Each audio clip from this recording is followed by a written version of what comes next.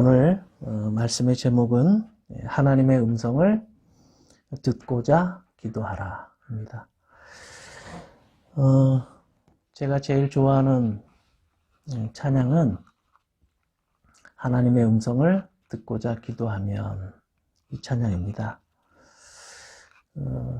대학생 때부터 이 찬양을 제일 좋아했던 것 같아요. 제가 제 자신에게 질문을 했습니다. 나는 왜 이 찬양을 그렇게 좋아할까? 저도 잘 이유를 모르겠더라고요. 그냥 수많은 그 찬양들 중에 이 찬양을 부르면 그렇게 마음이 차분해지고 또 평안함을 느껴서 혼자 있을 때는 이 찬양을 참 많이 부릅니다. 여러분, 하나님을 믿는 사람의 특징이 무엇일까요? 하나님을 믿는 사람의 특징은 하나님께 기도하는 것입니다. 제가 어릴 적에 버스를 타면 버스 운전기사님 옆에 기도하는 두 손을 모으고 기도하는 천사의 사진, 액자를 늘 버스에 달고 다니는 그런 기사님들이 많이 계셨어요. 제가 어릴 때는 그 기도하는 사진이 누군지 몰랐어요. 저 천사인가 보다 그랬어요. 제가 이제 신학을 하고 나서 그게 사무엘임을 알게 되었는데, 우리가 하나님을 믿는다 하는 것을 겉으로 보면 잘 알지 못하지만 우리의 생활 속에서는 기도하는 걸로 가장 잘 드러납니다. 제가 중학교 다닐 때도 저희 반 아이들이 70명이었는데 제가 식사 때마다 항상 두 손 모으고 기도를 드렸던 기억이 나요.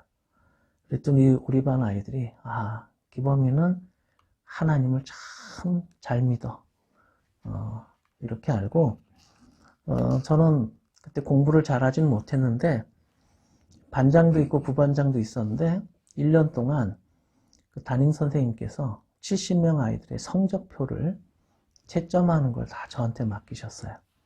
그래서 중간고사나 기말고사 70명 아이들의 성적을 과목별로 다 적고 또 통계 내고 합산 내고 이런 것들을 1년 내내 제가 1학년 4반 박옥기 선생님께서 여자 선생님이었는데 저한테 그걸 모든 걸 다 맡기셨는데 지금도 생각하면 왜 그러셨을까? 근데 아무튼 그 선생님께 저는 굉장히 잊지 못하고 감사를 드리는데, 그저 제가 추측하건대 제가 매일 이렇게 기도하는 모습을 친구들이 보고 친구들이 담임 목사님께 그 담임 선생님께 얘기해서 담임 선생님은 크리스찬이 아닌 것 같은데도 기도하는 저를 이렇게 믿고 반 아이들의 성적을 이렇게 맡겨주신 것 같아요. 우리는 아침에 눈을 떠도 하나님께 감사 기도를 드립니다. 또 식사할 때마다 하나님 참 감사합니다, 이런 기도를 드립니다. 중요한 일을 앞두고도 기도하고요. 사람을 만나기 전에도 기도를 드립니다. 누구 집에 방문하면 앉자마자 기도부터 하지요. 즉, 기도하는 것은 우리의 호흡이고 습관입니다. 자, 그런데 우리가 이렇게 기도를 생활화하고 또 기도부터 드리는 이유가 무엇일까요? 여러분, 왜 기도하세요? 무엇인가를 얻어내기 위해서요? 또 경건해 보이거나 멋있기 위해서요? 또 내게 주어진 일, 사역을 잘하기 위해서입니까? 기도하는 목적은 하나님과 사귐을 갖기 위해서입니다. 하나님과 대화하는 것입니다. 기쁜 일이 생기든 슬픈 일이 생기든 하나님께 먼저 말씀드리는 것이죠.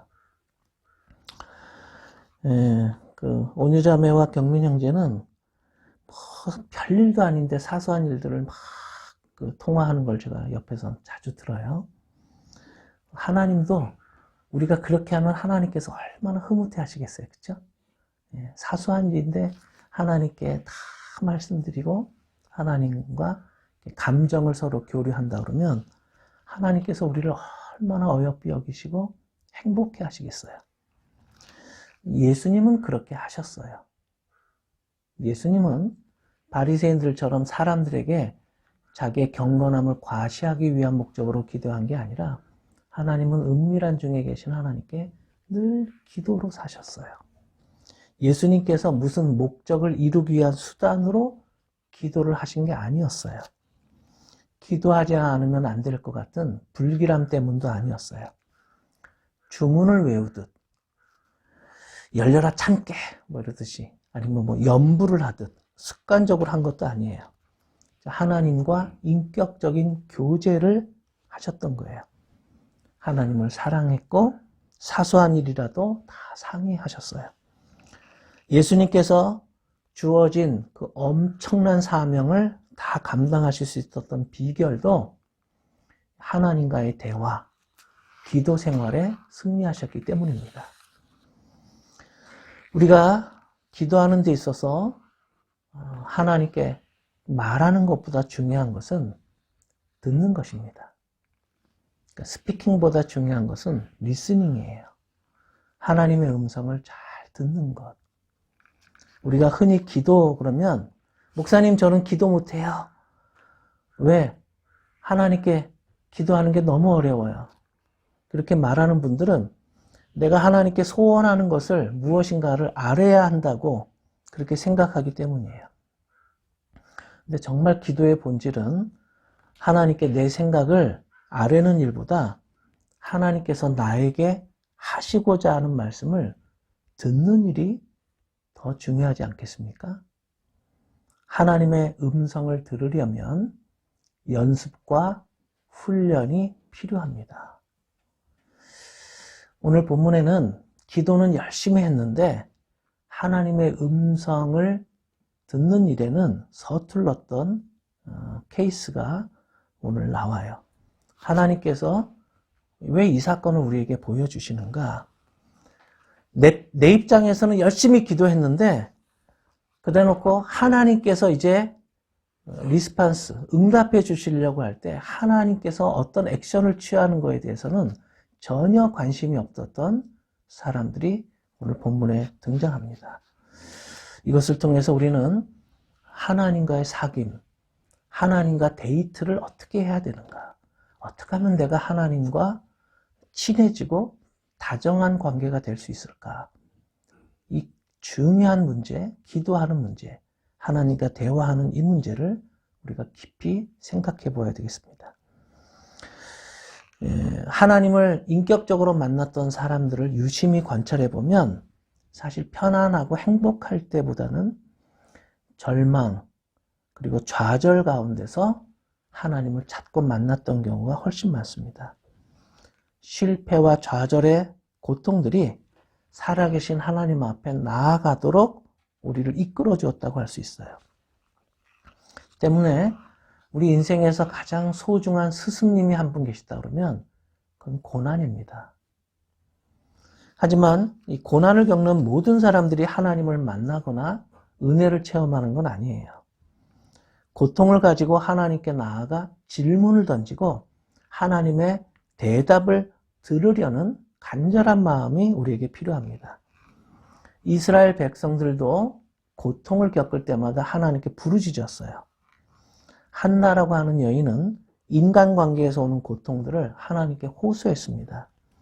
그리고 나아만 장군은 스스로 해결할 수 없는 질병을 외국인이었지만 이스라엘 선지자에게 찾아가서 그 하나님께 고쳐달라고 요청했어요.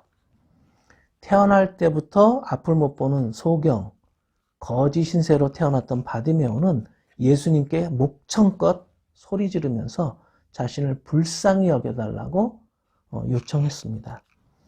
하나님은 우리에게 질문하세요. 나는 여호와다. 모든 육체의 하나님이다. 나에게 능치 못할 일이 있겠느냐? 나에게 능치 못할 일이 있겠느냐? 이것이 우리 인간에게 던지시는 하나님의 질문이에요. 그리고 하나님은 이렇게 약속하세요. 이를 행하는 여호와, 그것을 지어 성취하는 여호와, 그 이름을 여호와라 하는 자가 이같이 이루노라. 너는 내게 부르짖으라. 내가 너에게 응답하겠고 네가 알지 못하는 크고 비밀한 일을 너에게 보이리라. 오늘 이 본문의 사건도 이제 12명의 제자들 가운데 야고보라고 하는 제자가 제일 먼저 순교당해 죽어요. 그리고 곧이어 베드로가 이제 순교당할 위기를 맞은 아주 절박한 상황입니다. 이제 하루가 지나면, 내일이면 베드로는 죽임을 당해서 예루살렘 교회는 또 한 번 영적인 지도자를 2명이나 잃게 될 심각한 위기였어요. 초대교회 성도들은 영적인 지도자의 중요성을 알고 있었습니다. 영적 지도자는 사탄으로부터 가장 많이 공격받는 대상이고 하나님은 영적 지도자를 세워 일하신다는 것을 알았기 때문이에요. 모세 한 사람으로 인해서 이스라엘 전체가 구원을 받았고 사무엘 선지자가 기도할 때 하나님께서 이스라엘을 구원해 주셨기 때문이에요. 그래서 성도들은 간절한 마음으로 기도를 드렸습니다. 영적 전쟁에서 승리하게 해달라고. 부활하시고 승리하신 예수님이 함께 하심을 체험하게 해달라고 기도했어요. 이 고난의 무게보다 하나님을 향한 믿음이 더 커지기 시작했어요. 권력자 헤롯, 즉 사람보다 하나님은 더 크신 분이라고 그렇게 생각하기 시작했어요. 현실은 암담했지만 하나님의 약속의 말씀이 이 성도들의 가슴으로 전해져 왔습니다. 이것이 중보기도의 능력이에요. 하나님은 이렇게 고난의 문제를 가지고 오는 사람을 대단히 기뻐하세요. 그리고 반드시 응답해 주십니다. 한나는 마음이 괴로워서 여호와께 기도하고 통곡하며, 그러자 한나가 나중에 기뻐서 찬양하게 되었습니다. 베드로가 투옥되었지만 간절히 기도하는 성도들의 기도를 하나님은 이번에도 외면하지 않으셨어요. 중보 기도하면 하나님께서 더욱 빨리 역사하십니다. 히스기야가 위하여 기도하여 가로되 선하신 여호와여 사하옵소서. 결심하고 하나님, 곧 그 열조의 하나님 여호와를 구하는 아무 사람이든지 비록 성소의 결례대로 스스로 깨끗게 못하였을지라도 사하옵소서 하였더니 여호와께서 히스기야의 기도를 들으시고 백성을 고치셨더라. 이런 말씀도 있어요. 하나님은 지금도 우리에게 말씀하세요. 네가 부를 때에는 나 여호와가 응답하겠고 네가 부르짖을 때에는 말하기를 내가 여기 있다 하리라. 자, 문제는 뭘까요? 문제는 성도들이 하나님께 기도해 놓고 하나님께서 어떻게 응답하실지는 관심이 없다는 점이에요.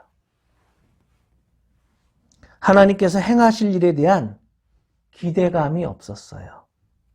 상상력도 부족했습니다. 영적인 민감성이 떨어졌어요. 영적인 감각이 둔했습니다.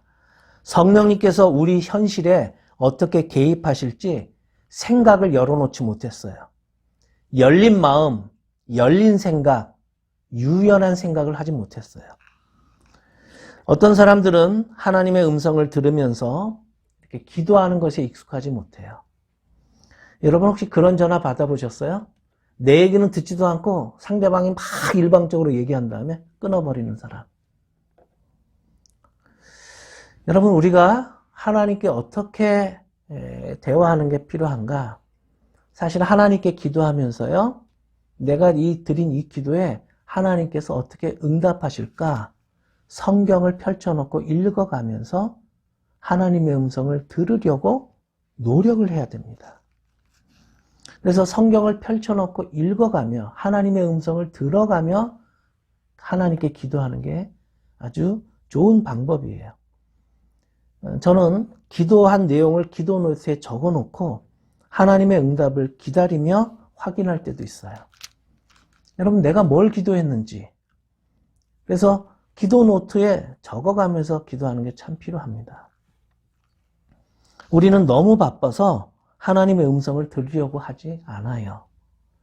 들으려고 하면 우리는 아무 일도 하지 않고 앉아 있을 수 있어야 합니다. 제가 한국에 계신 어머니께 전화할 때 아무 일도 하지 않고 전화에만 집중하듯이 우리가 하나님의 음성을 들으려면 가만히 앉아서 집중해야 합니다. 사무엘 선지자도 처음에는 하나님의 음성을 알아듣지 못했어요. 3차례나. 성숙한 기도는 어떤 기도인가? 조용히 듣는 기도입니다. 여러분, 인간관계를 잘하는 사람들은 항상 경청을 잘해요. 잘 들어요. 근데 늘 싸우는 사람들은요, 상대방 말 안 듣습니다.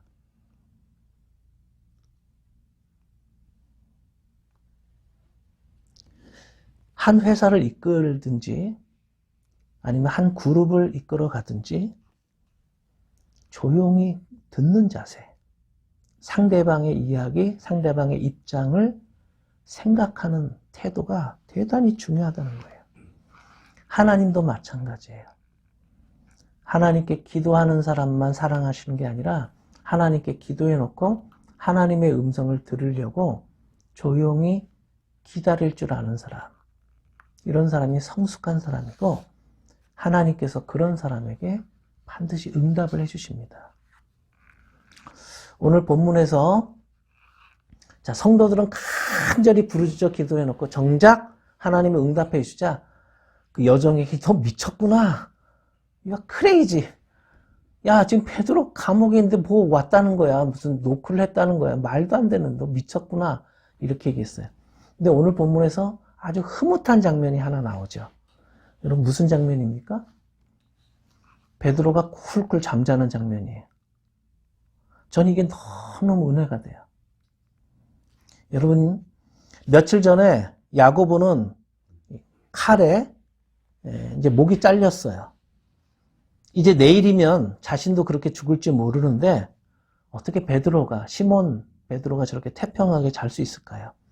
예전 베드로 같았으면 겁이 많아서 막 물속으로 빠져들어가거나 여종 앞에서도 나 예수님 몰라 거짓말을 하던 연약한 시몬 아니었습니까?